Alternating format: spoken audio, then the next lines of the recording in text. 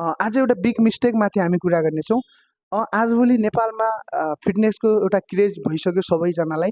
त्यो धेरै राम्रो कुरा। त्यसपछि आज एउटा मिस्टेक के हो भन्दाखेरि मैले के मिस्टेक नोटिस गरेँ, गर्मी छ होइन, यो टाइम गर्मी छ। गर्मीको टाइममा पनि फ्यानहरू बन्द गरेर एक्सर्साइज गरेर चाहिँ पसिना आएपछि वेट लस हुन्छ अरे। के यो कुरा सुनेर हजुरलाई लाग्छ कि पसिना आएर वेट लस हुन्छ? हुँदैन साथीहरू।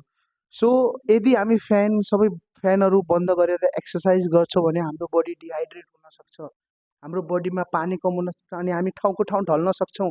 यहाँ हामीलाई चक्कर आउन सक्छ, यहाँ हामी आफ्नो स्ट्रेन्थको हिसाबले वेट उठाउन सक्दैनौँ। त्यसैले एक्सर्साइज गर्दाखेरि फ्यानहरू चालु गरेर नै गर्नु होला।